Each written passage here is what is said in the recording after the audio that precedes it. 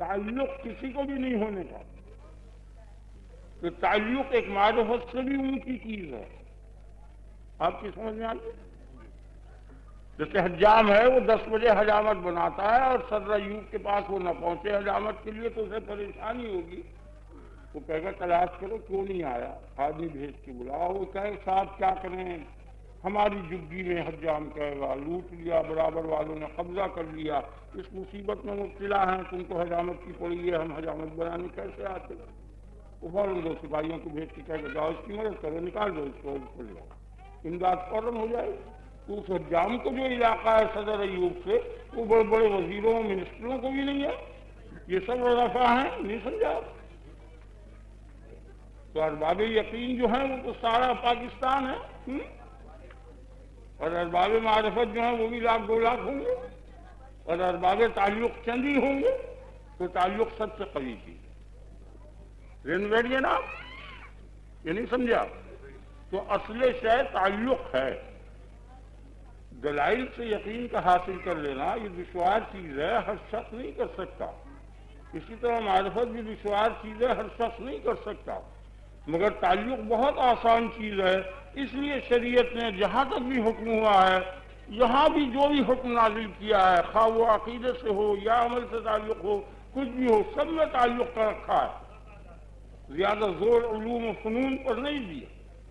اصحاب رسول اللہ صلی اللہ علیہ وسلم اتنے علوم و فنون نہیں جانتے تھے جتنے کہ 100-200 برس کے بعد ان کے لوگ جانتے تھے. عباسی دور میں جتنے علوم و فنون کا دور تھا اس زمانے میں نہیں تھا. وہ نہ فقہ جانتے تھے، نہ اصول فقہ جانتے تھے، نہ کلام جانتے تھے، کچھ نہیں جانتے تھے، نہ منطق جانتے تھے، نہ فلسفہ، نہ ہنسا، نہ کچھ. نہ امت امیۃ لا نکتب ولا نحسب، ہم تو امی لوگ ہیں، نہ ہم حساب جانے نہ ہم کتاب جانے. آپ کی سمجھ ہے؟ تو اصل شے تعلق ہے. وہ تعلق جو ہوتا ہے وہ مبدا ہوتا ہے اور سبب ہوتا ہے اعتماد کا. غور کرو، آپ کی سمجھ میں آ رہا ہے نا؟ آپ دیکھیے کہ سب سے زیادہ مہلک آلہ جو ہے وہ کیا ہے؟ سب سے زیادہ تیز دھار آلہ کیا ہے؟ بولو. چھرا ہے، تلوار ہے؟ نہیں، اس طرح ہے. اس طرح سے زیادہ تیز دھار کسی آلے کی نہیں ہے کاٹنے والے آلوں میں. دیکھا ہے آپ نے؟ اور سب سے زیادہ نازک مقام یہ ہے، حلقوم جسے شہرک کہتے ہیں، یہی رگے جہاں کہلاتی ہے کہ اس کے کٹنے کے بعد پھر نہیں بچتا.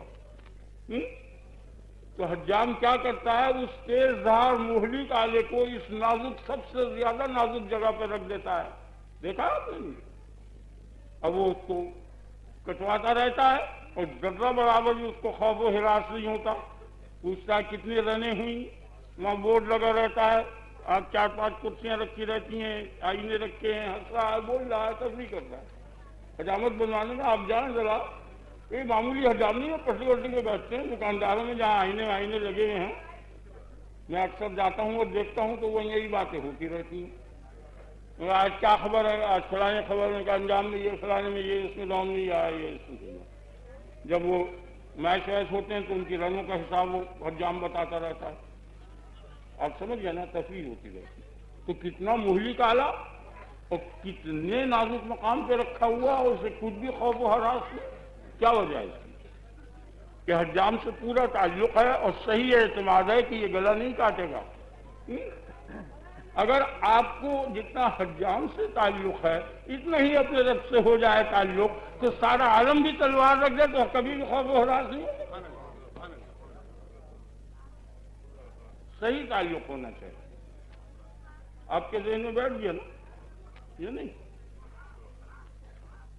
اور اتنے تعلق کے بعد یہاں کوئی آدمی ایسا نہیں ملے گا کہ جس کو اپنے رب سے اتنا تعلق ہو جتنا کہ اس کو حجام سے ہے. میرے علم میں ایک آدمی نہیں آیا 60 برس میں. سمجھ میں آئیے؟ اور جب ایسا ہوگا تو وہ ہٹیا قسم کا مشرک ہوگا کہ اس کو اپنے رب سے اتنا اعتماد ہے جتنا کہ یہ حجام سے ہے. جب پورا مشرک ہو جائے گا، یعنی اس سے جو زیادہ اعتماد کے لوگ ہیں، دوست ہیں، احباب ہیں، ان پہ اتنا اعتماد ہو، پھر استاد ہیں، پیر ہیں، مرشد ہیں، ان پر ہو، پھر ماں باپ بھائی ہیں، ان پہ ہو، یہ کمال و اعتماد کے لوگ ہیں۔ جب اتنا اعتماد ہو جائے گا تو پھر کتنا شدید تعلق اس کو اپنے رب سے ہوگا۔ آپ سمجھ گئے نا؟ ادنا تعلق کی یہ حالت ہے کہ اس طرح رکھوا لیتا ہے، اسی طریقے پر تمام عالم تلواریں رکھ دے، ادنا تعلق پر خوف و ہراس نہ ہو، تو پورا صحیح تعلق کے بعد تو کوئی اندازہ ہی آپ نہیں کر سکتے۔ آپ سمجھ گئے نا؟ یہ نہیں تو اپنے رب سے صحیح تعلق۔ اب بیٹھ رہے ہیں آپ تاکہ اس مضمون کو میں ختم کر دوں اور پھر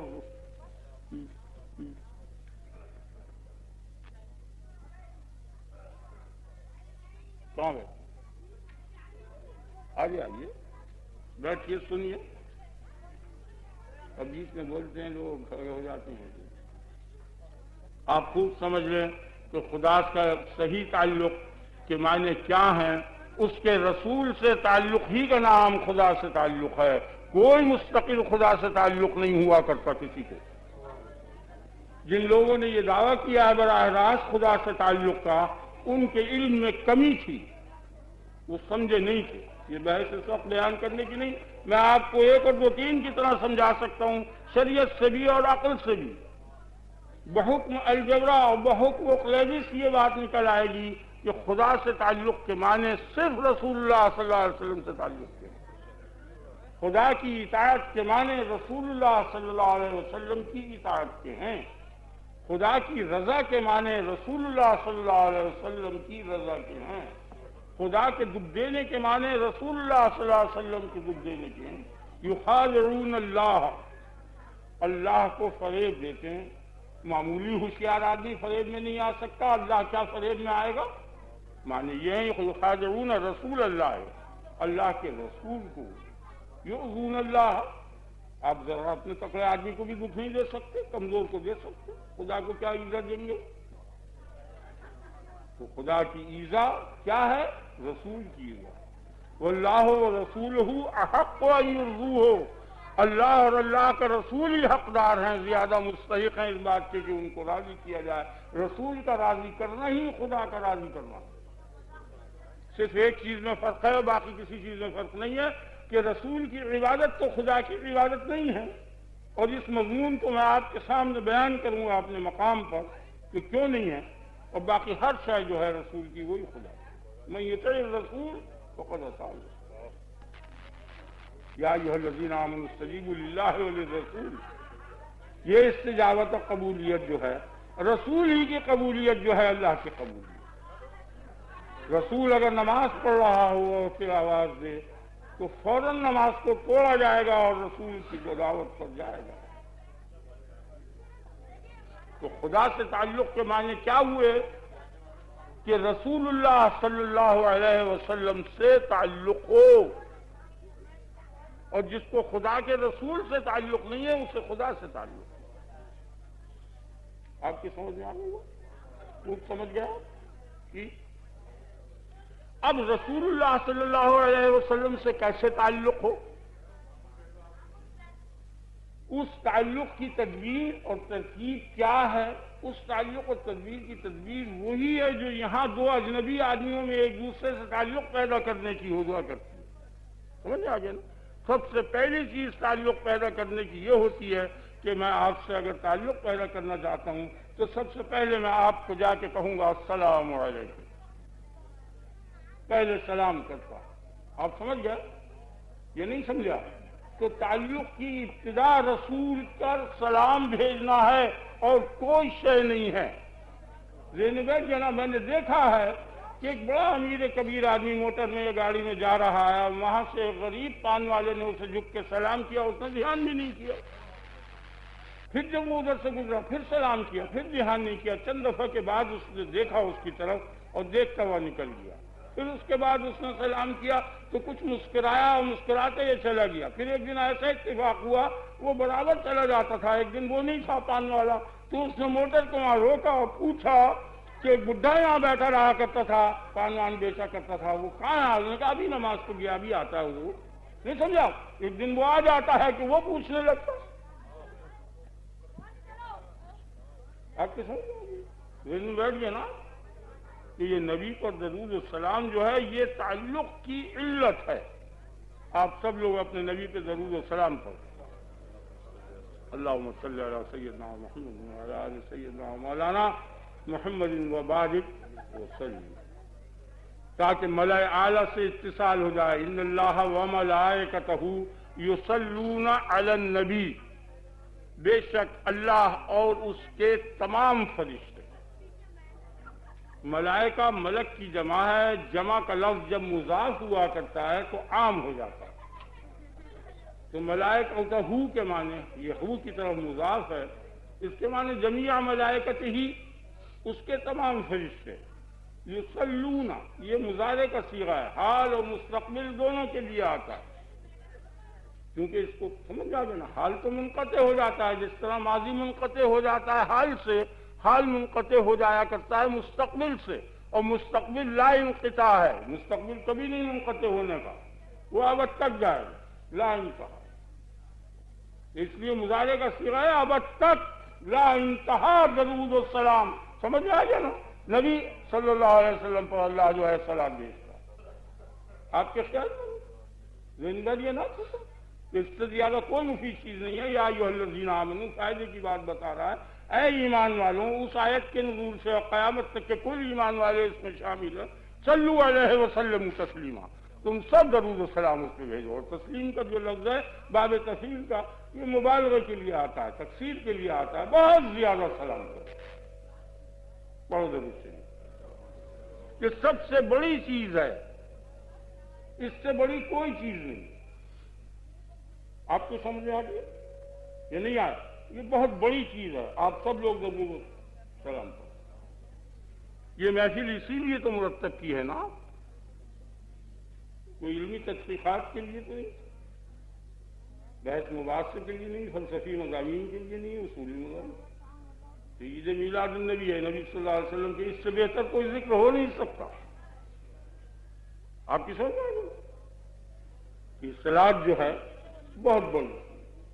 آپ غور کریں، یہ عادت ہے اللہ تبارک و تعالی کی. ان اللہ و ملائکتہ یصلون، اللہ جو ہے وہ صلاۃ بھیجتا ہے. صلاۃ کا بھیجنا یہ اللہ تبارک و تعالی کی عادت اور فعل اور سنت ہے. ٹھیک ہے. اور نماز پڑھنا یہ کس کی عادت ہے؟ یہ رسول اللہ صلی اللہ علیہ وسلم کی عادت ہے. خدا تو نماز نہیں پڑھتا، خدا روزہ نہیں رکھتا. یہ جتنی عبادتیں کرتے ہیں یہ سب نبی کی عادتیں، خصلتیں اور سنتیں ہیں. آپ کی سمجھ میں آ گیا؟ یہ نہیں آیا. تو جو نسبت خدا کو رسول سے ہے وہی نسبت خدا کی سنت کو رسول کی سنت سے ہے. اور خدا کی سنت ضرور شریف ہے اور نبی کی سنت عبادت ہے. تو جتنا خدا رسول سے افضل ہے اتنی اس کی سنت سے افضل ہے. اور اس کی سنت ضرور اور اس دین کی سنت عبادت تو ضرور شریف کل عبادتوں سے افضل ہوگی. بہت ضرور شریف. آپ غور کریں،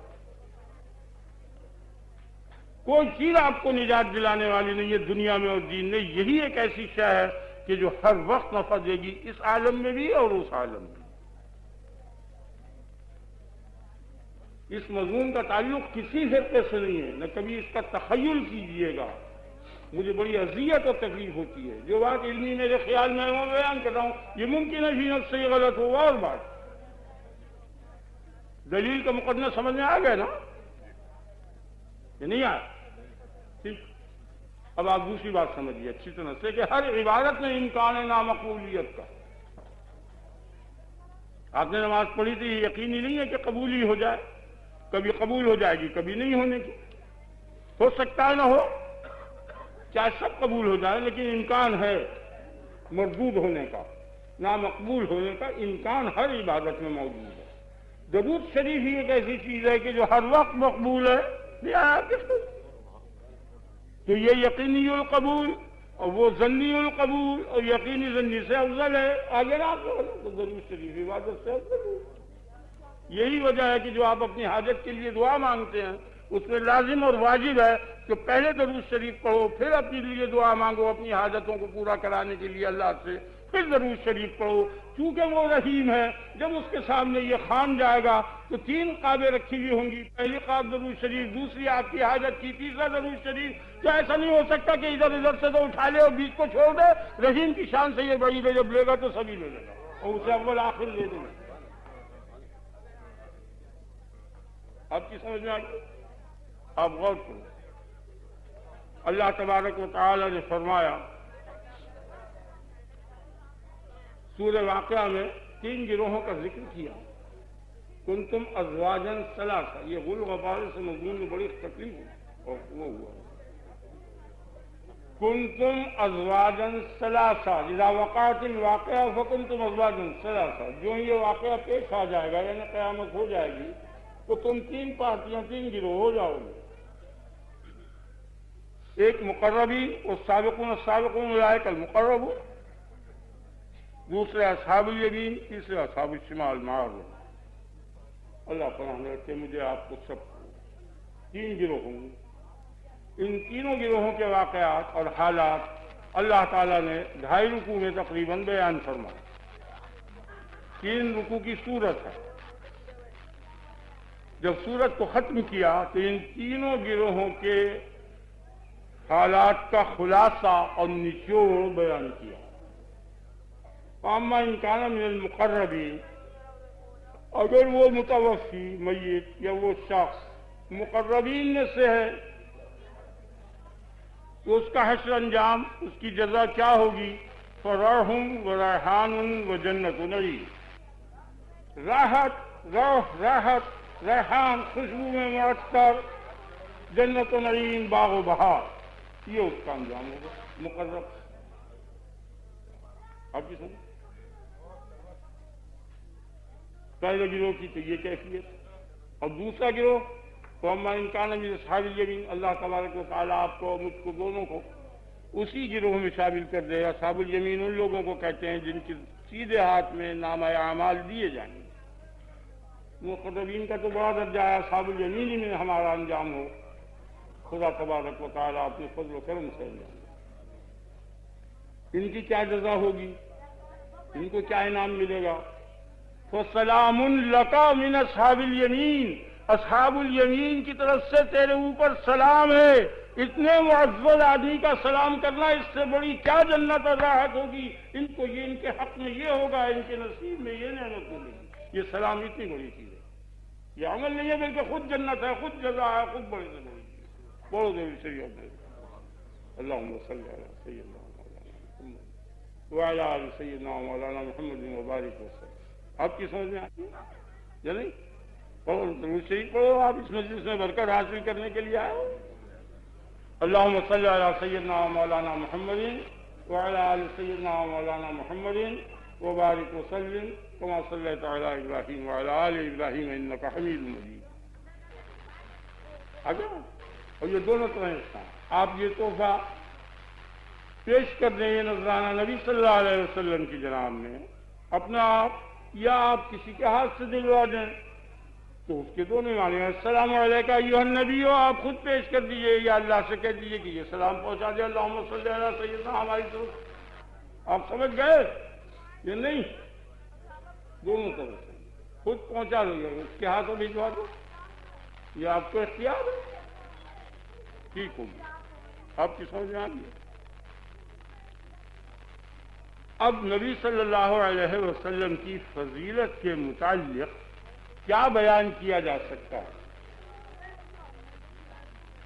ہمیشہ یاد رکھیے، تعریف جو ہے جس شے سے کی جاتی ہے، یہ جو شخص کرتا ہے، جس شخص کی وہ اس کے متعلق پوری معلومات رکھتا ہے، جب تو کر سکتا ہے، صحیح تعریف نہیں کر سکتا۔ یعنی معرف کو معرف سے زیادہ واضح ہونا چاہیے، اوضح ہونا چاہیے زیادہ۔ تو نبی سے برابر یا نبی سے زیادہ کسی شخص کو علم ہو اور معرفت ہو تو وہ تعارف کرا سکتا ہے، وہ معرفت کرا سکتا ہے۔ اور کسی شخص کو بھی نہیں ہے، کسی صدیق میں یہ بات نہیں ہے، رؤسائے صدیقین جو ہیں ان میں بھی یہ بات نہیں ہے کہ وہ نبی صلی اللہ علیہ وسلم کی صحیح تعریف سمجھے ہوئے ہوں یا بیان کر سکیں۔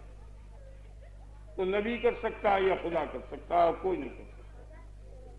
تو برابر کا آدمی ہو، دوسرا نبی کرے گا یا خدا کرے گا، غیر نبی میں قابلیت نہیں. یہ عقلی دلیل میں نے آپ کے سامنے بیان کی. اب اسے شرعی دلیل سے بھی سمجھا دوں، آپ کی سمجھ میں آ جائے گا. آپ غور کریں. آپ کی سمجھ میں یہ بات تو آ گئی؟ ٹھیک. اب آپ غور کریں. اللہ تبارک و تعالی نے فرمایا عیسیٰ علیہ السلام کے متعلق بکلمۃ منہ، یہ اللہ کا کلمہ ہے. انما المسیح عیسی ابن مریم کلمۃ اللہ ہے. عیسی ابن مریم کلمۃ اللہ ہے، روح اللہ ہے، کلمۃ اللہ کا لفظ فرمایا. اللہ کا کلمہ ہے عیسیٰ علیہ السلام کے متعلق. اللہ کے کلمے کے کیا معنی؟ اس لفظ کے معنی آپ سمجھ لیں.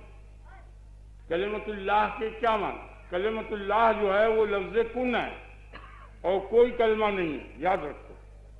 اللہ کا کلمہ کیا ہے؟ کن.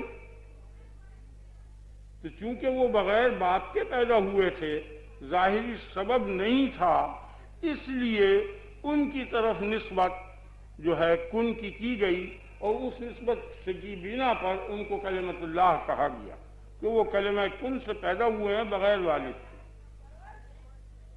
آگے نا مخصوص ان کے لیے ہوگی، ورنہ حقیقت کلمۃ اللہ کی یہ ہے کہ ہر وہ شے جو من جانب اللہ ہو وہی کلمۃ اللہ ہے. جیسے الف لام میم ذالک الکتاب لا ریب فیہ، یہ من جانب اللہ ہے، لہٰذا یہ قطعی کلمۃ اللہ ہے. یا نہیں ہے کلمۃ اللہ؟ معجزہ ہے وہ کلمۃ اللہ ہے. ہر نبی من جانب اللہ ہے، ہر نبی کلمۃ اللہ ہے، کیونکہ سب من جانب اللہ. ان کو مخصوص طور پر اس لیے کہا گیا کہ ان کے باپ نہیں تھے ان کے، اس وجہ سے ان کے لیے وہ لفظ مستعمل ہو گیا شریعت کی زبان میں. ورنہ حقیقت میں کلمۃ اللہ کے معنی من جانب اللہ ہوں. ہر وہ شے جو من جانب اللہ ہے بس وہی کلمۃ اللہ. ٹھیک، یہ بات آپ کی سمجھ میں آ گئی یا نہیں؟ ٹھیک ہے. کل نبی کلمۃ اللہ. اب اللہ تبارک و تعالی نے فرمایا وَنُوحًا هَدَيْنَا مِن قَبْلُ وَمِن ذُرِّيَّتِهِ داؤد وسليمان وأيوب ويوسف وموسى وهارون وكذلك نجزي المحسنين وزكريا ويحيى وعيسى وإلياس كل من الصالحين وإسماعيل واليسع ويونس ولوطا. یہ 14 نبی ہیں حضرت نوح سے الگ. 14 نبیوں کا ذکر کیا یہاں، اور نوح علیہ السلام کو لگاؤ 15 ہو گئے. اس رکوع کے اندر 14-15 نبیوں کا ذکر کیا، اور ذکر کرنے کے بعد فرمایا، غور سے سنیں آپ، اولئک الذین ھدی اللہ، یہ وہ حضرات انبیاء علیہ السلام ہیں کہ جن کو اللہ نے ہدایت کی ہے. یہ اللہ سے ہدایت پائے ہوئے ہیں، اللہ کے ہدایت یافتہ ہیں. ان کا معلم اور استاد اور ہدایت کنندہ صرف اللہ ہے. یہ وہ حضرات ہیں. آپ کی سمجھ میں آ گیا؟ ٹھیک ہے. اب آگے کہتا فَبِہُدَاهُمْ اقْتَدِهْ وَبِہُدَاهُ مُقْتَدِهْ. اے نبی صلی اللہ علیہ وسلم تم ان کی ہدایت کی پیروی کرو. ہدا کے معنی ہدایت کے ہیں. فَبِہُدَاهُمْ فَبِہِدَایَتِهِمْ اقْتَدِهْ اتَّبِعْ. ان کی ہدایت کی اتباع اور اقتداء کرو. آپ کی سمجھ میں آ گیا؟ تو یہ خاتم النبیین ہیں تمام شریعتوں کے، یہ ناسخ ہیں. یہ ان نبیوں کی کیا اتباع کریں گے اور اقتداء کریں گے؟ ایمان میں اگر اقتداء کریں گے اعتقادیات میں تو مقلد ہو جائیں گے. عمل اور شریعت میں اقتداء کریں گے تو ناسخ نہیں رہنے کے. یہ اقتداء کس چیز میں کریں گے؟ یہ کیا اتباع کریں گے اور کیا اقتداء کریں گے؟ لہذا شرائع تو مراد ہو نہیں سکتے، عقائد مراد نہیں ہو سکتے. آپ کی سمجھ میں؟ تو اعمال اور عقائد جو ہیں وہ تو قطعی مراد نہیں ہے، نہ ان میں وہ اتباع کر سکتے، ورنہ وہ ناسخ نہیں رہنے کے تمام شریعتوں کے. وہ ناسخ ہیں، کسی شریعت کی اتباع نہیں کرنے، وہ منسوخ ہو چکی ہے. پھر کس چیز میں اقتداء کریں گے؟ ہر نبی میں جو کمالات ہیں ان میں ایک ایک کمال ایسا ہے جو اس نبی کے ساتھ خاص ہے، ایک ایک خلق ایسا ہے، وہ اخلاق جمیلہ اور اخلاق حسنہ میں سے ایک ایک خلق کے ساتھ ایک ایک نبی متخلق ہے، وہ خاص ہے۔ تو کمالات جتنے بھی تھے وہ انبیاء علیہ السلام میں فرادہ فرادہ اور متفرق طور پر تھے، ہر نبی میں الگ الگ۔ تو اے نبی ان میں جو کمالات اور اخلاق ہیں حسنہ، سمجھ میں آ گیا نا، متفرق طریقے پر تم میں وہ سب مجتمع ہونے چاہیے، تم جامع کمالات انبیاء ہو، بنو۔ آپ کی سمجھ میں آئی؟ اور وہ جو کمال خاص ہے وہ اصل میں من جانب اللہ ہے، وہی ہے اصل شے۔ تو ہر نبی تو کلمہ رب ہے ہی، سمجھ میں آ گیا نا۔ تو محمد رسول اللہ صلی اللہ علیہ وسلم جامع کمالات انبیاء ہیں، اس لیے یہ جامع کلمہ ہے، یعنی کلمات رب ہیں۔ ہر نبی کلمہ رب اور محمد رسول اللہ صلی اللہ علیہ وسلم کلمات رب۔ آپ کی سمجھ میں آ گیا؟ نوح علیہ السلام کلمۃ الرب، موسیٰ علیہ السلام کلمۃ الرب، عیسیٰ علیہ السلام کلمۃ الرب، محمد رسول اللہ صلی اللہ علیہ وسلم کلمۃ الرب نہیں بلکہ کلمات الرب۔ یہ کلمے ہیں، وہ کلمہ جان۔ یہ دعویٰ ثابت ہو گیا کہ محمد رسول اللہ کلمات رب ہے۔ اب کہتا ہے قُلْ لَوْ كَانَ الْبَحْرُ مِدَادًا لِكَلِمَاتِ رَبِّي لَنَفِدَ الْبَحْرُ قَبْلَ أَن تَنفَدَ كَلِمَاتُ رَبِّي۔ کہہ دے کہ اگر بحر کو روشنائی قرار دے دیا جائے کلمات رب کو رقم کرنے کے لیے اور اس کے اوصاف بیان کرنے کے لیے، تو لنفد البحر، نبڑ جائے گا، ختم ہو جائے گا بحر، قبل ان تنفد کلمات ربی، رب کے کلمات ختم ہونے سے پہلے بحر جو ہے ختم ہو جائے گا۔ بحر میں یہ صلاحیت ہی نہیں ہے کہ جو کلمات رب کو رقم کر سکے۔ تو محمد رسول اللہ کلمات رب ہے، اور کلمات رب ناقابل رقم ہے، ناقابل بیان ہے۔ تو محمد رسول اللہ ناقابل رقم، ناقابل بیان، کون ان کا بیان کرے؟ جو بیان کرے گا یا جھوٹا ہوگا یا اپنے خیال کے مطابق ہوگا، کوئی نہیں بیان کر سکتا ہوگا۔ جو بھی دعویٰ کرے غوث و قطب و ابدال و صدیق و رئیس و صدیق، بالکل آگے آپ کیسے ہی قطب اعظم ہو وہ گھٹ کر فاسق ہو سکتا ہے، اور کیسے ہی فاسق ہو وہ بڑھ کر قطب ہو سکتا ہے، اور نبی کے کتنے ٹکڑے کر جائے وہ کبھی بھی ابو بکر نہیں بننے کے، نہ علی۔ نہیں سمجھا؟ نبوت کا تجزیہ کرتے کرتے کتنے ہی ننا سے جز نکال لو گے وہ صدیقین سے افضل رہے گا۔ اور جو بڑے سے بڑا نیک امتی ہے اس کے اگر آپ تجزیہ کریں گے تو وہ فسق پر آن کے ٹھہر جائے گا، اور فسق میں اگر برکت اور رحمت خدا کی شامل ہو تو وہ فاسق، چور، ڈاکو، رانی جو ہے قطب و ولی اور ابدال بن جائے گا۔ مگر نبی میں یہ بات نہیں، کہ اس لیے تمام جہان کے اولیاء جتنے ہیں وہ اس درجے تک پہنچ ہی نہیں سکتے۔ آپ کی سمجھ؟ تو محمد رسول اللہ صلی اللہ علیہ وسلم کی تعریف کرنی محال اور ناممکن ہے۔ اور یہاں تو ایک جگہ دوسری آیت میں سبعۃ ابحر، 7 سمندر آئے، اور ایک جگہ اور اسی آیت کے متصل ہے وَلَوْ جِئْنَا بِمِثْلِهِ مَدَدًا، اگر اس بحر کے امداد دینے کے لیے ایک اور بحر لایا جائے، ایک اور بحر لایا جائے، یہاں تک کہ لا انتہا بحر خدا لا سکتا ہے، وہ ختم ہی نہیں ہونے کلمات رب نہیں۔ اور محمد رسول اللہ کلمات رب ہے، تو لہذا کلمات رب جو ہے وہ ناقابل رقم ہے۔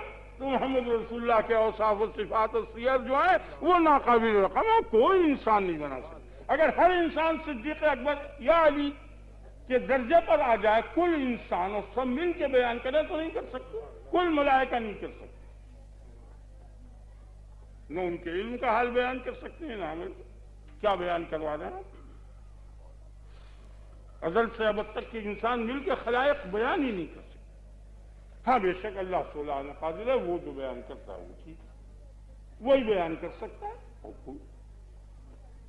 اور اس کے سمجھنے کے لیے بھی تو چاہیے نا۔ بچے کو آپ کتنی ہی بلوغ کی کیفیات سمجھا دیں، بیان صحیح ہوگا، وہ حق ہوگا، لیکن کبھی بھی عمر بھر سمجھ کے نہیں لینا ہو۔ جو نابالغ ہے وہ کیسے بلوغ کی کیفیات سمجھ سکتا؟ آپ سمجھ گئے نا؟ یہ نہیں، آپ کا بیان قطعی سچا ہے، خدا تعالیٰ کا بیان قطعی سچا ہے، وہ قطعی تعریفیں بیان کرے گا، آپ سمجھ نہیں سکنے کے، نہ قرآن کو نہ حدیث کو، ذہن میں بیٹھ گیا نا، صحیح اندازہ نہیں ہونے کا۔ اسی طرح نابالغان معرفت جو ہیں وہ عرفاء کے صحیح حالات کو نہیں سمجھ سکتے۔ تو کیا نبی صلی اللہ علیہ وسلم کی تعریف کروا رہے ہیں آپ؟ کیا بیان کریں؟ ناممکن اور محال ہے۔ اب تم کہو تو میں اپنی عقل کے مطابق بیان کر دوں کچھ یا نہیں؟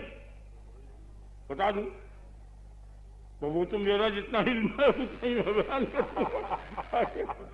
جو مجھ سے زیادہ جانتا ہے وہ اس سے زیادہ بیان کر دے گا، نہ صحیح ہے نہ وہ۔ بھائی اتنا ہی ضرور پتہ چل گیا کہ کچھ پتہ نہیں چلا، بس اس سے زیادہ نہیں معلوم ہو سکتا۔ بھائی اتنا ہی بیان کر سکتے ہیں ہم کہ کچھ نہیں بیان کر سکتے۔ آپ غور کر کے دیکھیں، میں ایک بات آپ کے سامنے بیان کرتا ہوں کہ دین اسلام کیا چیز ہے، اس پر آپ غور کریں۔ کیا چیز ہے اسلام؟ کسے کہتے ہیں؟ دین کا جو لفظ آیا کرتا ہے اور مذہب کا، اس کے اندر 3 جز ہوا کرتے ہیں، یاد رکھیں۔ ایک عقیدہ ہوتا ہے، ایک عمل ہوتا ہے، ایک اخلاق ہوتے ہیں۔ 3 جزوں سے مرکب ہوتی ہے ایک چیز، اس مرکب کا نام مذہب اور دین ہوتا ہے۔ ہر مذہب کو دیکھ لیجیے آپ، اس میں کچھ عقائد ہوتے ہیں، آپ سمجھ گئے نا، جسے ہم لوگ ایمانیات کہتے ہیں۔ کچھ اعمال ہوا کرتے ہیں جو جوارح سے کیے جاتے ہیں، اعضاء سے کیے جاتے ہیں۔ کچھ عادات اور خصلتیں ہوا کرتی ہیں، انہی کو اخلاق کہا کرتے ہیں۔ وہ ان 3 چیزوں کے مجموعے کا نام مذہب ہوتا ہے۔ تو اسلام میں بھی یہ تینوں چیزیں ہونی چاہیے، اور یہ تینوں چیزیں ہیں۔ ٹھیک ہے، اب پہلا جز اس کا عقیدہ ہے۔ عقیدے جتنے ہیں ان سب میں سب سے بڑا جو عقیدہ ہے وہ توحید کا مسئلہ ہے اسلام کے۔ ٹھیک ہے، سب مسلمان کلمہ گو جان، توحید کے مسئلے سے بڑا کوئی مسئلہ نہیں ہے عقیدے کے اعتبار سے۔ سب سے بڑا عقیدہ ہے، آپ کی سمجھ میں آئے؟ یہ اسلام کا عقیدہ ہے۔ اس عقیدے کو اگر آپ دیکھیں گے تو بہت سے غیر اسلامی مذاہب میں جو کا تو موجود ہے۔ یہ براہمہ کا ایک گروہ ہے ہندوستان میں، ان کی ایسی توحید ہے جیسے مسلمانوں کے یہاں، کوئی فرق نہیں۔ وہ ایسے 3 نشانیاں لگایا کرتے ہیں، قشقہ ہندوستان میں دیکھا ہوگا آپ نے، 3 نشان اس طریقے پہ لگاتے ہیں ماتھے پر۔ وہ براہمہ کی نسل سے یا اس خاندان سے تعلق ہے۔ ان کے یہاں توحید کامل، نبوت کے منکر ہیں، توحید مکمل۔ جتنے آسمانی مذاہب ہیں سچے، ان سب میں توحید موجود ہے۔ آگے نا آپ کے خدمت، اور آسمانی مذاہب کے ماننے والے اس وقت موجود ہیں دنیا میں، اور کل مسلمانوں کے نزدیک وہ سب جہنمی ہیں اور کافر ہیں، یا نہیں؟ جو اس وقت سچی انجیل پر عمل کرے وہ بھی تو آپ کے نزدیک کافر ہی ہے نا۔ سچی توریت پر عمل کرے تو کافر، صحف ابراہیم پر عمل کرے تو کافر، اس کو سچا جانے تو کافر، سمجھ گئے؟ تو توحید کا مسئلہ اکثر غیر اسلامی مذاہب میں موجود ہے۔ تو آپ جو اسلام کا دعویٰ کر رہے ہیں کہ ہمارا مذہب حق ہے، جب ان لوگوں کے پاس آپ جا کے کہیں گے تو وہ یہ کہیں گے یہ ہمارے یہاں موجود ہے، آپ نے یہ حقانیت کیا لائے، ہمارے یہاں ہے یہ موجود۔ سمجھ گیا کہ نا؟ نبوت کا مسئلہ جو ہے، نبوتوں کا، وہ تمام آسمانی مذاہب میں موجود ہے۔ عمل کے لیے جزا کا مسئلہ ہے، وہ تقریباً تمام مذاہب میں موجود ہے سوائے دہریے کے۔ دہریے جزا کے قائل نہیں ہے، باقی ہر مذہب جزا کا قائل ہے کہ عمل کے لیے بدلہ ہے۔ اب وہ بدلہ خواہ تناسخ کے ذریعے ہو، خواہ روحانی ہو، یا کسی اور ذریعے سے ہو، خواہ جیسا کہ مسلمان کہتے ہیں، میرا بھی یہی عقیدہ ہے، خدا اس عقیدے پر میرا اور آپ کا انجام کرے کہ دوبارہ اٹھنا پڑے گا، قیامت کے ذریعے ہو، تو قیامت کے بھی بہت کثیر کافر قائل ہیں، عیسائی بھی، موسائی بھی، بہت سے لوگ ہیں۔ تو جتنے بھی اعتقادی مسئلے آپ لیں گے وہ کل کے کل یا اجزاء کی حیثیت سے متفرق غیر اسلامی مذاہب میں موجود ہیں۔ آپ کہو گے اسلام قرآن ہے، ٹھیک ہے، حق ہے یہ، اب جس طرح آپ کہیں گے اسلام میم ذالک الکتاب لا ریب فیہ، اس کتاب میں شک نہیں ہے، یہی معنی ہے نا؟ ٹھیک، اگر کوئی یہودی توریت غیر محرف ہاتھ میں لے کر یہ کہے کہ ذالک الکتاب لا ریب فیہ، تو آپ کیا کہیں گے؟ ارے کچھ تو بولو۔ ایسا ہی ایمان لانا پڑے گا جیسے کہ آپ کو قرآن پڑھا، ذرا سا فرق کرتے ہی کافر ہو جائے گا۔ عیسائی غیر محرف انجیل ہاتھ میں لے کے کہے کہ ذالک الکتاب لا ریب فیہ، مسلمان کیا کہے گا؟ آمن۔ کیا بات ہے؟ یہ وہاں موجود ہے، کیا فرق ہوا قرآن میں اس سے؟ ھدی للمتقین، ہدایت ہے متقینوں کی، انا انزلنا التوراۃ فیہا ھدی ونور، ہم نے توریت نازل کی تھی، اس میں بھی ہدایت اور روشنی تھی۔ تو قرآن جو چیز پیش کر رہا ہے وہ دوسری جگہ غیر مسلموں میں موجود ہے، جن کو آپ کافر اور جہنمی بتا رہے ہیں وہی ہے۔ تو اول سے لے کے آخر تک جتنے بھی عقائد ہیں منفرد متفرق طور پر یا مجتمع طور پر دوسری جگہ موجود ہیں۔ اب رہ گیا اخلاق۔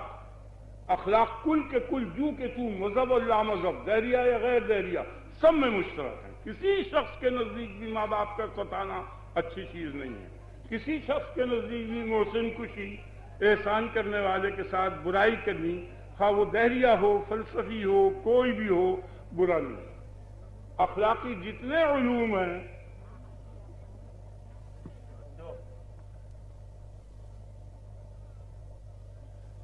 وہ سب کے سب تمام مذاہب میں موجود ہیں۔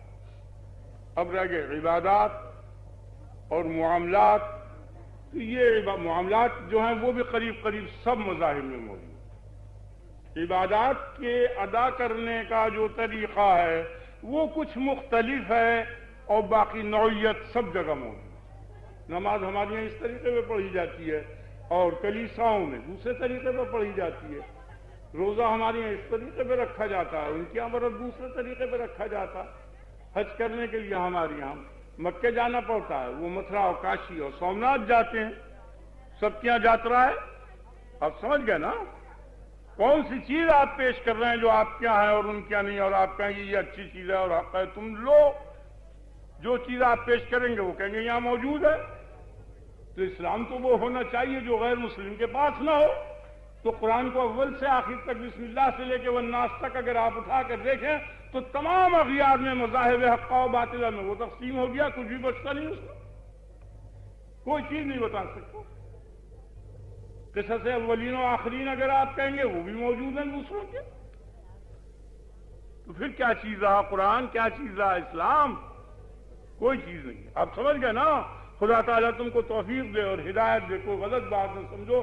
صرف ایک ہی قضیہ ہے سارے اسلام و قرآن میں کہ جو غیر مسلم کیا نہیں ہے، وہ محمد الرسول اللہ، بس یہ ایک ہی قضیہ ہے۔ اسی کا نام قرآن ہے، اسی کا نام اسلام ہے۔ یہی غیر مسلم کے سامنے پیش ہوگا اور یہ اس کیا نہیں ہے، اس کا وہ منکر ہے۔ جس چیز کا وہ مقر ہے آپ کی، وہ در حقیقت آپ کی نہ رہی، جس کا منکر ہے وہ ہے آپ کی۔ تو در حقیقت اسلام کیا ہے؟ وہ صرف محمد الرسول اللہ صلی اللہ علیہ وسلم۔ آگے توحید کوئی چیز نہیں ہے۔ اگر محمد الرسول اللہ شرک کی دعوت دیتے تو وہ حق ہوتا۔ انہوں نے کہا کہ خدا واحد ہے، ان کے کہنے سے توحید جو ہے عقیدہ بنا۔ نہیں سمجھا آپ؟ عیسیٰ رسول اللہ اور روح اللہ ہیں، ان کے کہنے سے ان کو روح اللہ اور رسول اللہ مانا ہے۔ اگر یہ نہ کہتے تو نہیں، انہوں نے کرشن کی بابت کچھ نہیں کہا، اس لیے نہیں اس کو کہہ دیتے کہ وہ نبی اللہ ہے تو ہم اسے بھی مان لیتے عیسیٰ کی طرح۔ نہیں سمجھا آپ؟ ذہن بیٹھ گیا نا؟ انہوں نے کہا موسیٰ کلیم اللہ اور رسول اللہ اور ابراہیم خلیل اللہ، ہر نبی کو ان کے کہنے سے مانا، ہر عقیدے کو ان کے کہنے سے مانا، خدا کو وحدہ لا شریک ان کے کہنے سے مانا، قرآن کو ان کے کہنے سے مانا۔ نہیں سمجھا آپ؟ انہوں نے کہا یہ کتاب مجھ پر نازل ہوئی، ہم نے مجرد ان کے کہنے سے اسے مان لیا۔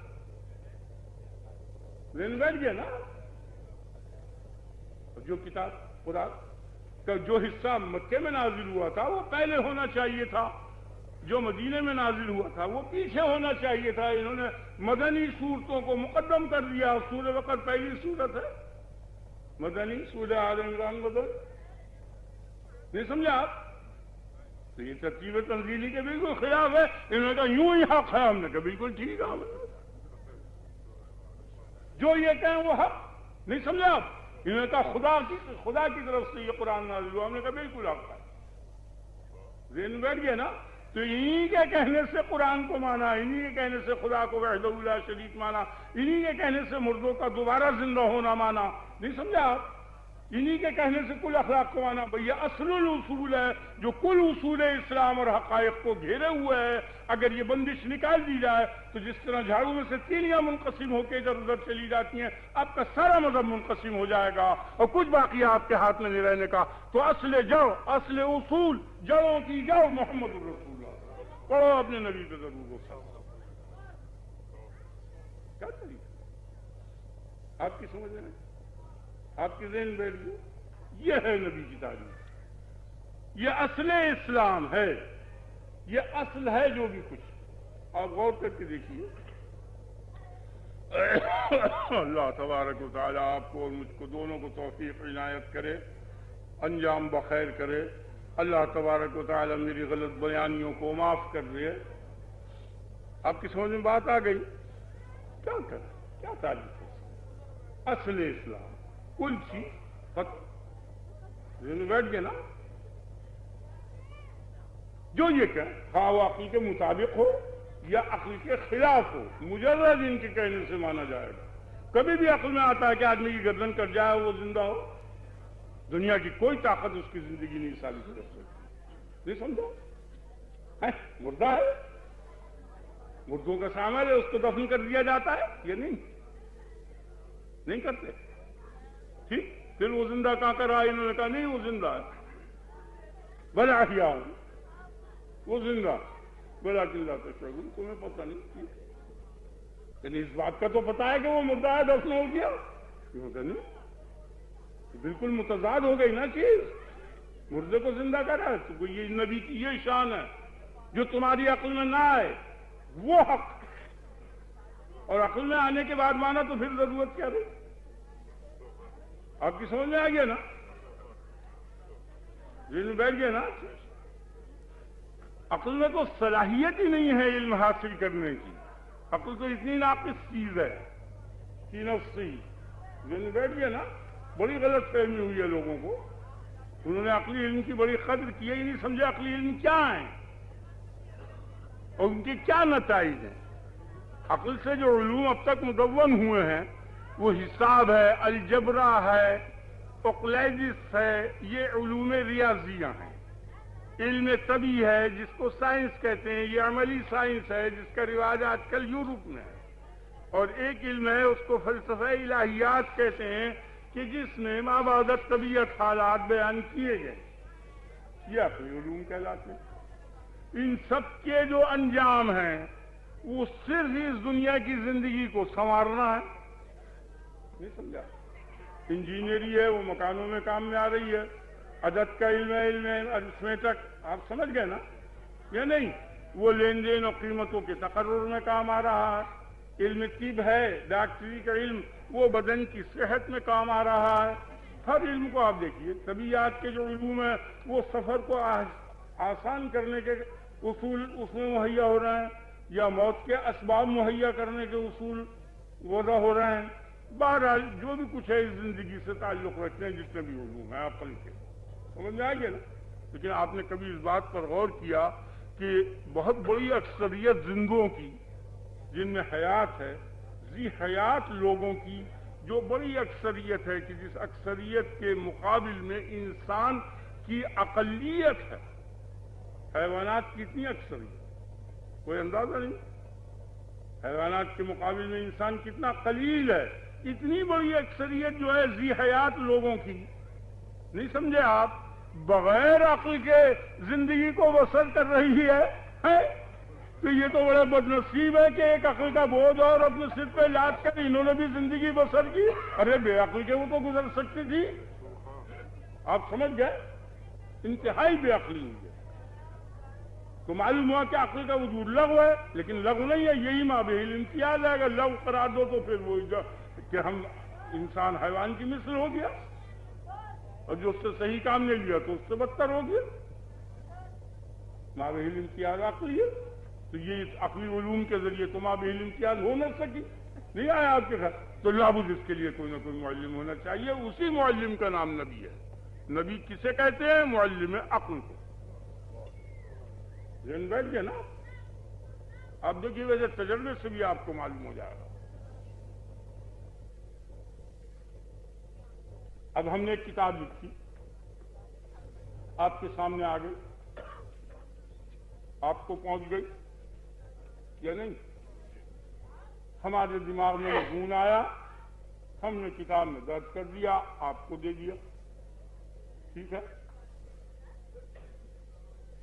ہم نے بہت سی کتابوں کو دیکھا، ان سے ہمارے دماغوں میں مضمون آیا، دماغ میں جو مضمون آیا وہ ہم نے کتاب میں درج کر دیا.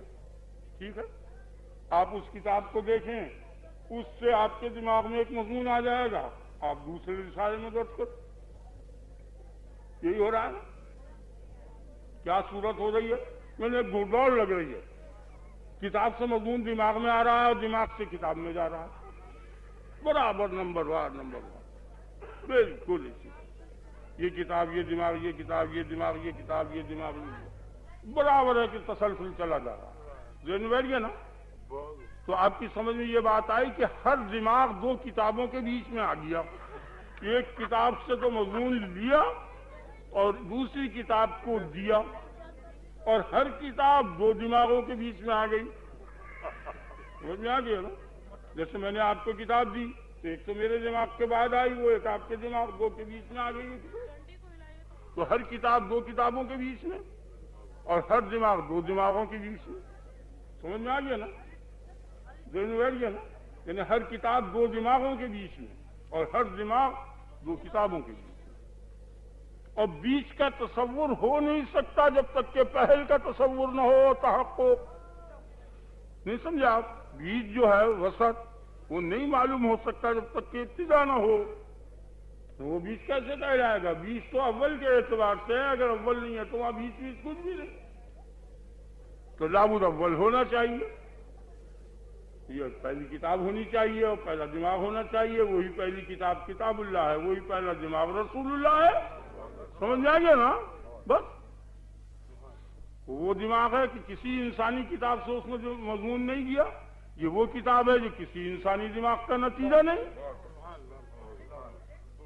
آگے آپ سر، یہ مجلس اس لائن کی نہیں ہے جو اس قسم کے مضامین بیان کیے جائیں. باقی چونکہ نبی صلی اللہ علیہ وسلم کی تعریف کے واسطے یہ مجلس آپ نے مقرر فرمائی ہے. اللہ تبارک و تعالی آپ کو اس کی رحمتیں اور برکتیں آپ پر نازل کرے. اس سے زیادہ بابرکت کوئی چیز نہیں. آپ غور کیجئے کہ اللہ تبارک و تعالی نے جتنی چیزیں بنائی ہیں انسانوں کی ضرورت کے اعتبار سے بنائی ہیں. جس شے کی زیادہ ضرورت انسان کو ہے اس کا وجود زیادہ بنایا ہے. ٹھیک ہے. جس شے کی ضرورت کم ہے اس کا کم بنایا ہے. مثلا غلے کی ضرورت زیادہ ہے تو اسے زیادہ بنا دیا. فروٹ کی ضرورت کم ہے اسے کم بنا دیا. تانبے پیتل کی ضرورت زیادہ ہے اسے زیادہ بنا دیا. چاندی سونے کی ضرورت کم ہے اسے کم بنا دیا. جواہر کی ضرورت اس سے کم ہے وہ اس سے کم بنایا. سمجھ میں آ گیا نا؟ آپ تجربہ کر کے دیکھ جائیے. ہر چیز ہر لائن میں دیکھ جائیے کہ جس چیز کی ضرورت زیادہ ہے اس کی مقدار زیادہ بنا دی. نمک کی ضرورت زیادہ ہے، لال مرچ اور دیگر مسالوں سے اس کو زیادہ بنا دیا. سمجھ میں آ گیا نا؟ پانی کی ضرورت کھانوں سے زیادہ تھی، پانی کے دریا بہا دیے، کنویں بنا دیے. ہوا کی ضرورت اس سے بھی زیادہ تھی، ہر جگہ اس کو مہیا کر دیا. تو اس استقراء سے، اس تجسس سے یہ بات معلوم ہو گئی کہ جتنی ضرورت زیادہ ہوگی اس شے کا وجود اتنا ہی زیادہ ہوگا. سمجھ آ گیا نا؟ یعنی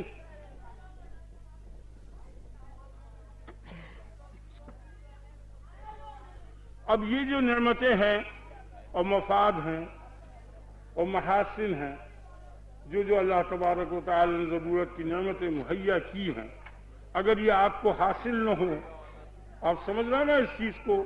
یہ نہیں، کیونکہ یہ قدرت میں شامل نہیں ہے.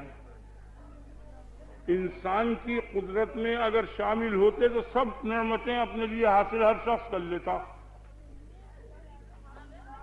دن بیٹھ گئے نا، یعنی ایک 50 روپے مہینہ پا دیا، ایک 500 پا دیا، 1000 پا دیا، اگر اس 50 روپے والے کی قدرت میں 1000 ہوتے تو وہ کر لیتا نہیں کر لیتا؟ ٹھیک ہے، ہر شخص ان نعمتوں تک پہنچنے پر قادر نہیں ہے،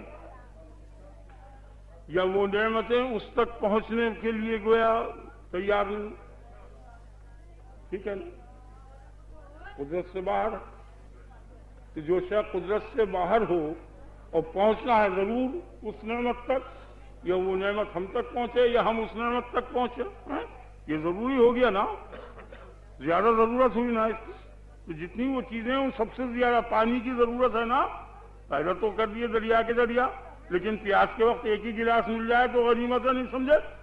تو زیادہ ضرورت اس کی ہوئی نا کہ جو وقت ضرورت پر مل جائے، اس نعمت تک پہنچنا زیادہ ضروری ہو گیا، اس کی ضرورت سب سے زیادہ ہو گئی یا نہیں ہوئی؟ تو نعمت تک پہنچنا سب سے زیادہ ضرورت کی چیز ہوا، یا نعمت کا اس تک پہنچنا سب سے زیادہ ضروری ہوا؟ اور بحکم استقراء پہلے آپ سمجھ چکے ہیں کہ جس شے کی ضرورت زیادہ ہے اسے سب سے زیادہ ہونا چاہیے، تو سب سے زیادہ ضرورت اس بات کی ہے کہ وہ نعمت تک پہنچے، اور نعمت تک پہنچنا یا نعمت کو منعم تک پہنچانا اسی کے معنی رحمت کے، رحمت کے معنی یہی ہے کہ نعمت پہنچ جائے اس شخص تک، نہیں سمجھا؟ تو سب سے زیادہ ضرورت اسی چیز کی تھی، خیال میں آ گیا نا؟ تو سب سے زیادہ اس کو ہونا چاہیے، تو رحمت کا وجود سارے عالم سے زیادہ ہونا چاہیے، کیونکہ سب سے زیادہ اسی کی ضرورت۔ وَمَا أَرْسَلْنَاكَ إِلَّا رَحْمَةً لِلْعَالَمِينَ، ہم نے تو تم کو تمام عالموں کے لیے رحمت بنا کر بھیج دیا، ذہن میں بیٹھ گیا نا؟ تو سب سے زیادہ اہم چیز اور سب سے بڑی چیز جو ہے وہ رحمت للعالمین ہو گیا ہے، اس کی کیا تعریف کی جا سکتی، کیا کہا جا سکتا؟ پڑھو نبی کو ضرورت۔ آپ کی سمجھ میں آ رہا ہے مضمون؟ جو بات نہ سمجھ میں آئے پوچھ لیں، ایک دو بات، اب آپ غور کریں۔ اللہ تبارک و تعالی آپ کو توفیق عنایت کرے، اللہ تبارک و تعالی انجام بخیر کرے، اللہ تبارک و تعالی آپ کے کاروبار میں برکت اور رحمت نازل کرے، اس پاک و مقدس نبی کی برکت سے جس کا ذکر کے لیے آپ نے محفل میں رکھا۔ یہ مسلمان قوم میں سے جو زوال ہوا ہے مسلمان قوم کا کسی وجہ سے نہیں ہوا ہے، کوئی وجہ نہیں، صرف اس کو اپنے نبی سے علاقہ کمزور ہو گیا، بس بے تعلق کسی ہو گئی، خیال میں آ گیا، اور اس کے مختلف شعبے اور سبب بنے اس بے تعلقی کی، صرف تباہی کا سبب یہی ہے اور کوئی شے نہیں ہے۔ کسی وقت میں بھی اتنا روپیہ مسلمان کے پاس نہیں تھا جتنا اب اس دور میں ہے، کسی مدرسوں میں جتنی اب روپیہ تقسیم ہو رہا ہے، خرچ ہو رہا ہے، کبھی کسی دور میں بھی نہیں ہوا، اس کی آپ تحقیق کر لیں، کبھی کچھ نہیں۔ اور پھر تنزل، اس کی وجہ یہ ہے کہ نبی سے کوئی علاقہ اب مسلمان کو باقی نہیں رہا یا بہت کم ہو گیا، جھوٹا سا نشان کچھ آگے نا۔ حدیث شریف میں یہ آیا ہے کہ ایک یہودی نے یہ کہا کہ قسم ہے اس ذات کی کہ جس نے موسیٰ کو مصطفیٰ بنا کر بھیجا۔ ایک صحابی کھڑا ہوا تھا، اس نے اس کے ایک تھپڑ دیا کہ ابے کا یہ محمد صلی اللہ علیہ وسلم پر بھی کیا استعفیٰ کیا ہے؟ اسے یہ ناگوار ہو کہ موسیٰ کی ذات کو اس میں مخصوص، اس نے استغاثہ کیا کہ میں ذمہ ہوں، میرے ساتھ یہ ذمہ کیا، تو وہ مسلمان اس کی برداشت ہے، حالانکہ وہ واقعہ صحیح تھا، یا موسیٰ ان استفیتوں کا، لیکن مسلمان اس کے لیے تیار نہیں تھا کہ وہ اپنے نبی کے مقابلے پر کسی نبی کو مصطفیٰ سمجھ لے، حالانکہ واقعہ وہ صحیح تھا، صحابہ میں موجود ہے۔ خیر، اب اللہ تبارک و تعالیٰ اپنا فضل و کرم کرے، میں آپ کے سامنے ایک یا دو بات اور بیان کر دیتا ہوں، مجھ میں اتنی طاقت نہیں، مریض ہوں، تھوڑا جو کچھ مجھ سے ہو سکتا ہے میں آپ کے سامنے بیان کر دوں، آپ غور کیجیے۔ اللہ تعالیٰ نے فرمایا انا اعطیناک الکوثر،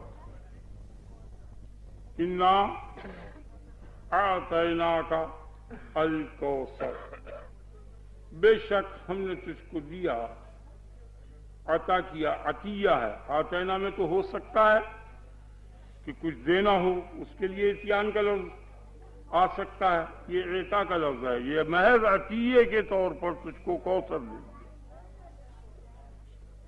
محض اپنی عنایت سے تجھ کو کوثر دے دیا، عطا کوثر، کوثر کا عطیہ دیا۔ کوثر کے کیا معنی؟ کوثر کی تفسیریں مختلف ہیں، متعدد ہیں۔ عام طور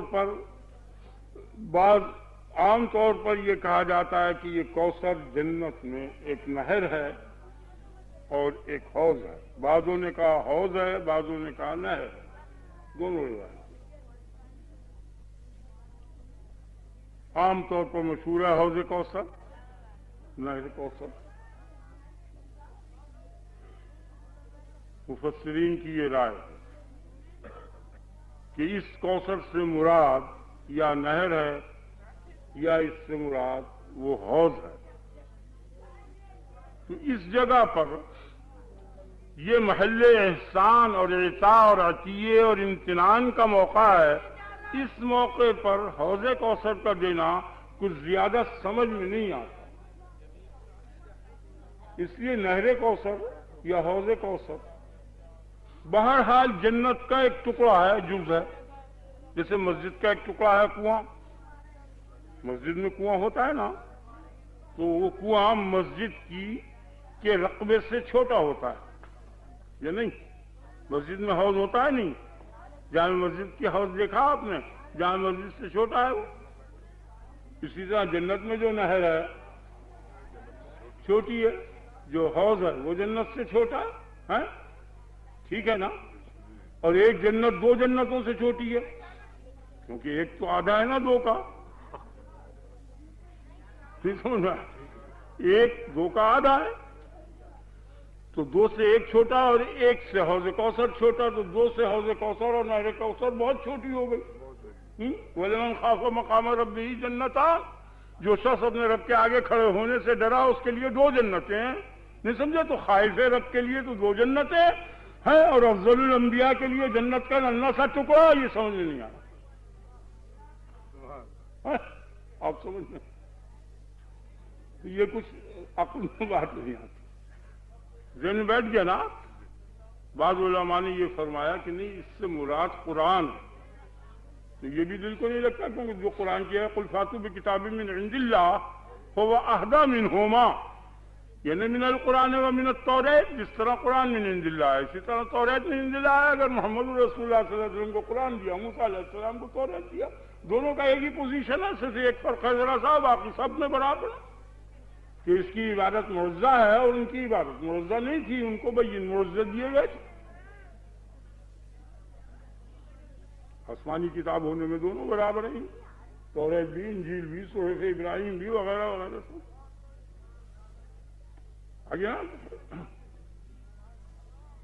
بعض لوگوں نے یہ کہا کہ کوثر سے مراد جو ہے اولاد ہے، تو وَجَعَلْنَا لَهُمْ أَزْوَاجًا وَذُرِّيَّةً، سوائے عیسیٰ علیہ السلام اور حضرت یحییٰ کے تمام انبیاء کے لیے بیویاں بھی تھیں اور اولاد بھی تھی، یہ بھی کوئی عطیہ نہیں۔ آپ کی سمجھ میں آ گیا نا؟ بعض علماء نے یہ فرمایا کہ اس سے مراد متبعین ہے، تو یہ ٹھیک ہے، کثرت زیادہ ہے یہاں متبعین محمد صلی اللہ علیہ وسلم کی، لیکن ان کے یہاں بھی ہیں قلت صحیح، لیکن نوعیت مشترک ہے، علماء ہیں، وَجَعَلْنَا مِنْهُمْ أَئِمَّةً، ان کے یہاں بھی ہم نے امام پیدا کیے، یَهْدُونَ بِأَمْرِنَا، ہمارے احکام کی ہدایت کیا کرتے تھے، موسیٰ علیہ السلام کیا اور انبیاء علیہ السلام کیا، تو یہاں بھی علماء ہیں، اس میں کوئی شک نہیں کہ ان سے زیادہ ہیں، یہ ٹھیک ہے، کمی بیشی ضرور ہے لیکن نوعیت ایک ہے۔ بہرحال تقریباً 15 تفسیریں کی ہیں، تو کچھ مجھے یاد آتی جا رہی ہیں، میں آپ کے سامنے بیان کرتا جا رہا ہوں۔ جو چیز تفسیر میں بیان کی گئی ہے وہ مشترک ہے محمد رسول اللہ صلی اللہ علیہ وسلم وغیر انبیاء میں، خواہ وہ اشتراک کلی ہو یا جزئی، مشترک ضرور ہے، اور امر مشترک اس قابل نہیں ہے کہ وہ امر مختص بنایا جائے اور اس کو خصوصیت دی جائے۔ آپ کی سمجھ میں آ گئی؟ ٹھیک ہے؟ تو کوثر کی یہ تفسیریں جو ہیں، یا بعضوں نے کہا اسلام، ٹھیک ہے، اب ان کی تناسب تھا، عیسائیت تھی، موسائیت تھی، وہ جیسے اسلام ویسے موسائیت، وہ ہر زمانے کے نبی کا جو مذہب ہے، جو اس مذہب کی حیثیت ہے، وہ کوئی اسلام کی خصوصیت نہیں، سب مذہب من جانب اللہ اور حق ہے، تمام انبیاء کے۔ جو معجزات وہاں بھی ہیں، یہاں بھی ہیں، بلکہ بین معجزات وہاں زیادہ ہیں، یہاں کم ہیں۔ جتنے معجزات انبیاء علیہ السلام کو دیے گئے تھے، قدیم انبیاء کو، قدماء انبیاء کو جو معجزے دیے گئے تھے، اس نوعیت کے معجزے یہاں نہیں ہیں، وہ بڑے بین تھے۔ اتنے بین معجزہ یہاں نہیں ہے، محمد رسول اللہ صلی اللہ علیہ وسلم کا معجزہ بین نہیں ہے۔ میرے ہاتھ ایک کتاب لگی، جہانگیر کی مہر اس پہ لگی ہوئی تھی، شاہی کتب خانے، اس کے اندر ایک عیسائی کا اور ایک ملا کا مناظرہ ہو رہا تھا۔ آپ سمجھ گئے؟ میرے پاس ایک کتاب آ گئی، قلمی نسخہ تھا، میں نے حکیم اجمل خان کو وہ دے دیا۔ ان کو قلمی نسخوں کا بہت شوق تھا، میں نے کہا آپ لے لیجیے۔ وہ کتاب نواب فیض احمد خان کی پڑھی جایا کرتی تھی، یہ مرتضیٰ علی کے ماموں تھے، آپ سمجھ گئے نا؟ تو اس میں بہت سی بحثیں تھیں، عیسائی کی اور مسلمان کی بحث ہو رہی تھی، ان کی طرف سے ملا تھا، ان کی طرف سے کوئی پادری تھا، دونوں بحث کر رہے تھے۔ تو اس نے یہ جواب دیا، یہ کہا کہ ہمارے نبی کے معجزات بڑے بین ہیں، احیاء موتا، مردے کا زندہ کرنا، کوڑی کو تندرست کر دینا، اندھے کو درست کر دینا، ایسے حصی معجزے بہت تھے ان۔ آپ کی سمجھ میں آ رہا ہے نا؟ تمہارے نبی کے ایسے معجزے نہیں ہیں، اتنے معجزے نہیں ہیں۔ تو ہمارے ہاں کے علماء نے اس معجزات کی کثرت کے متعلق یہ فرمایا ہے کہ انا اعطیناک الکوثر کی جو صورت ہے، یہ 3 آیتوں کی ہے، تو اور اس کے ساتھ چیلنج ہوا ہے، فاتو بسورۃ من مثلہ، تو یہ صورت بھی اس قابل ہے کہ اس کے ساتھ چیلنج ہو، اس کی مثل نہیں لا سکتے، تو گویا 3 آیتوں کی مثل نہیں لا سکتے۔ اور قرآن شریف میں تقریباً 6000 آیتیں،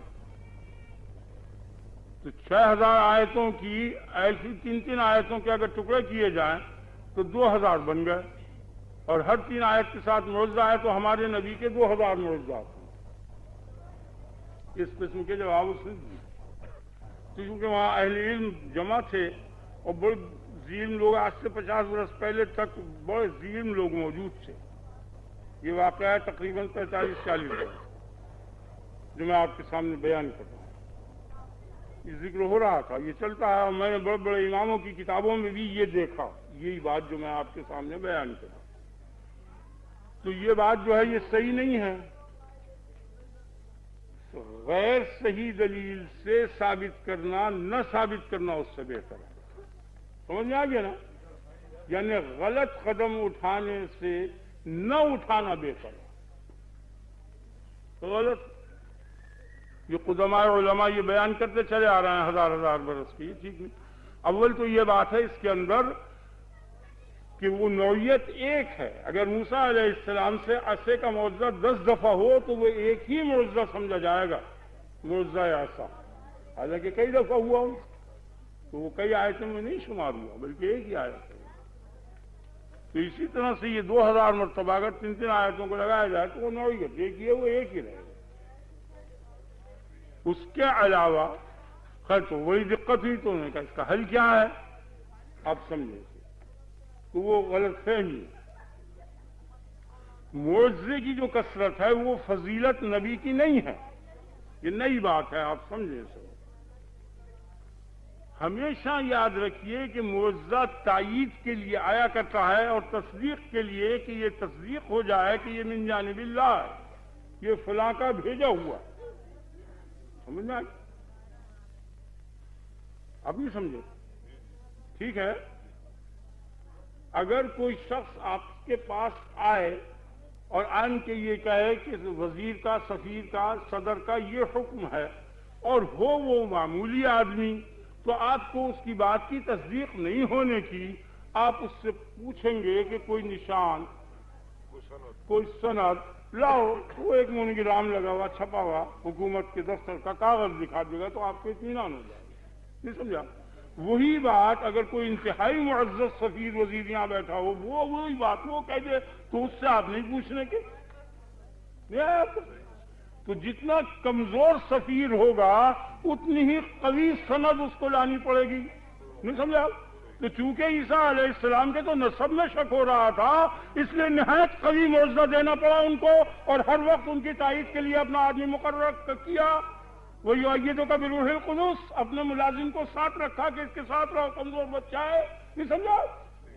آپ کے لیے حکم ہوا کہ یہ پہاڑ جو ہیں سونے کے کر دیے جائیں، تمہارے ساتھ چلے، ہم نے کچھ نہیں، تو پرواہ نہ کر، میں ان سے سلٹ لوں گا، پھر آیا خیال میں آؤں تیری مدد کو، نہیں، جوان بیٹا جاتا ہے اس کے لیے امداد کی ضرورت نہیں، چھوٹا بچہ جاتا ہے اس کے لیے نوکر کو ساتھ بھیجنا پڑتا، تو محمد رسول اللہ صلی اللہ علیہ وسلم اتنے قوی تھے نبوت میں، ان کو تائید کی ضرورت نہیں، یعرفون کما یعرفون ابناءہم، وہ تو اتنے نمایاں تھے کہ جس طرح وہ اپنے بچوں کو پہچانتے ہیں بیٹوں کو، اس طرح نبوت کے آثار نمایاں، اس لیے کثرت کی ضرورت، اسی لیے تو وہ کہتے ہیں فلیاتنا بآیۃ کما ارسل الاولون، ارے ایسا کوئی معجزہ لاؤ نا جیسے اگلے لائے تھے،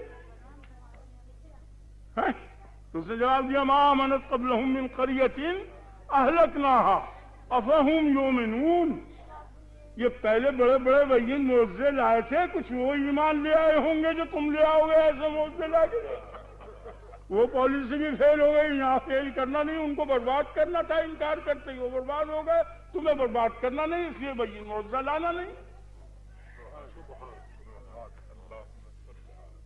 اب سمجھ گئے نا؟ وہ تو بذات خود معجزہ ہے، دیکھ کے صورت سے معلوم ہو جائے گی، ننجا نہیں، آپ کی سمجھ آئے گا۔ خیر وہ دوسری بحث میں ہم جا پڑے، آیت کی تفسیر کر دیں اور اس کے بعد مضمون کو ختم کریں۔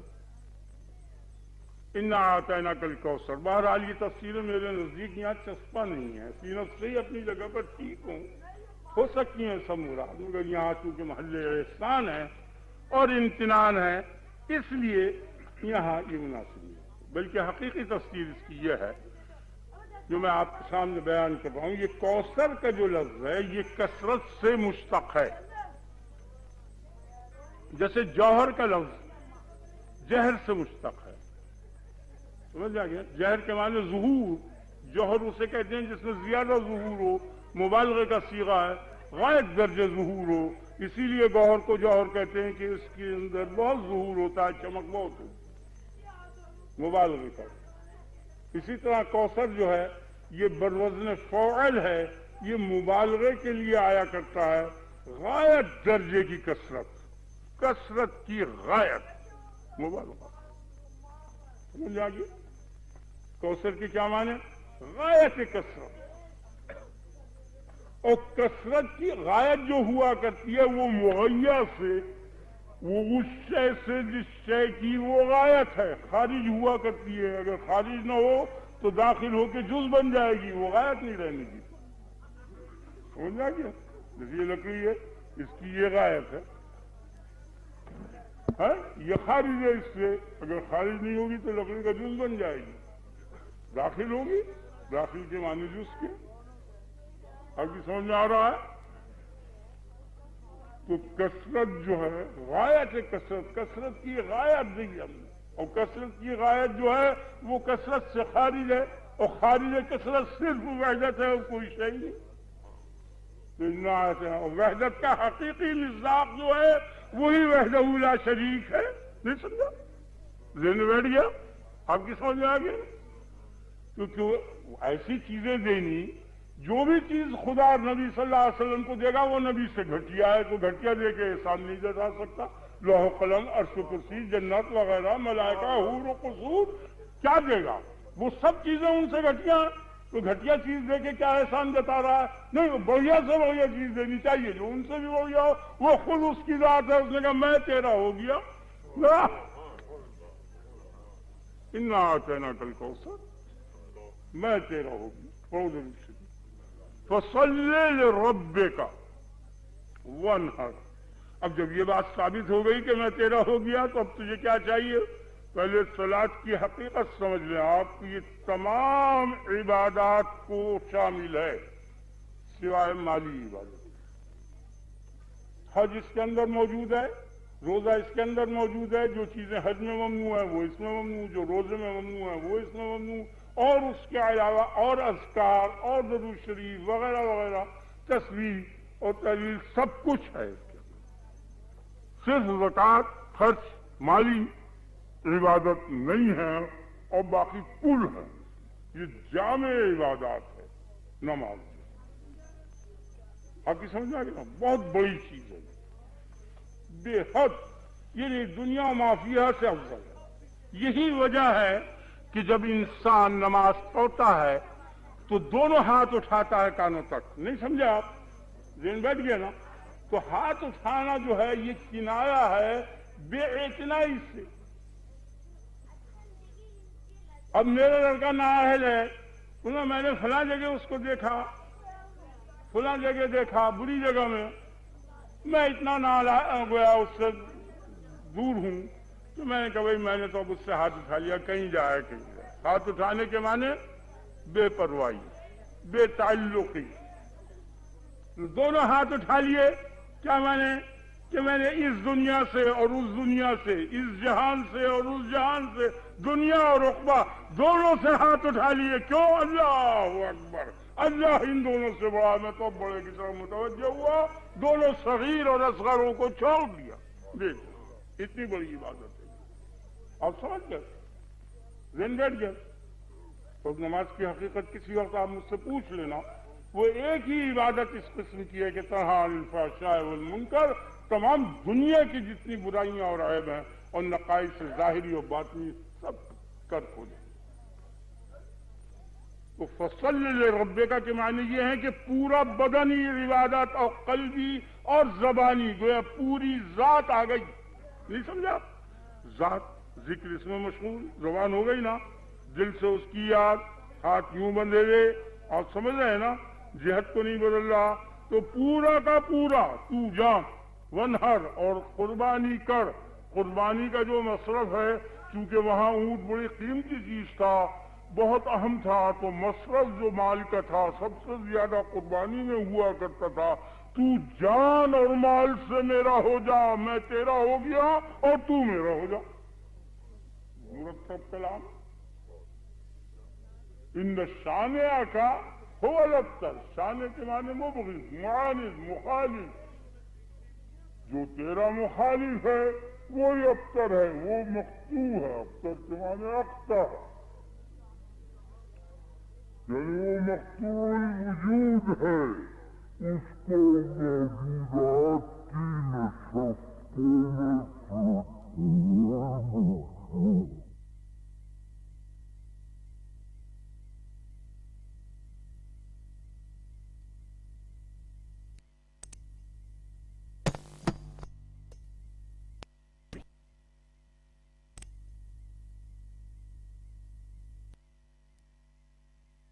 السلام.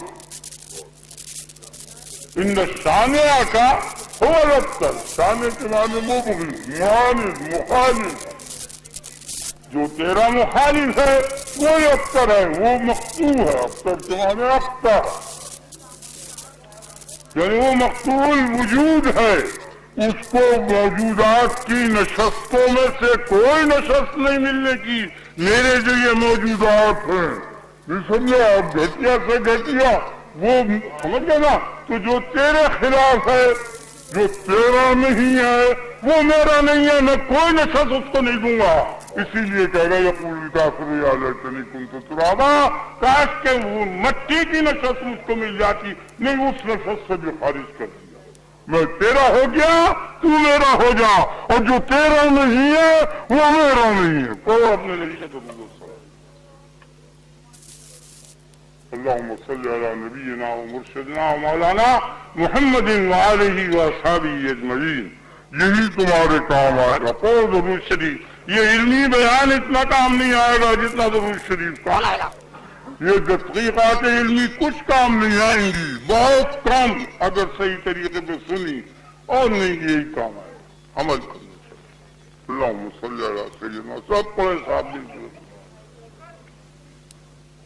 اللهم صل على نبينا ومرشدنا ومولانا محمد وآلہ وأصحابہ اجمعین اللهم بارك على محمد وعلى آل محمد كما باركت على ابراہیم وعلى آل ابراہیم انك حمید مجید. آپ درود شریف پڑھیں, اللہ تبارک و تعالی آپ کو برکت دے. تھوڑا سا پانی چلتا, ٹھنڈا پانی. اب لوگ دیکھ رہے ہیں, میں مضمون کو ختم کرنا چاہتا ہوں, کر دوں, خاتمہ کرتا ہوں. آپ غور سے سنیں, جس شخص کو آواز نہ پہنچے وہ آگے آ جائے. باریک بات اچھی طرح سمجھ میں نہیں آنا.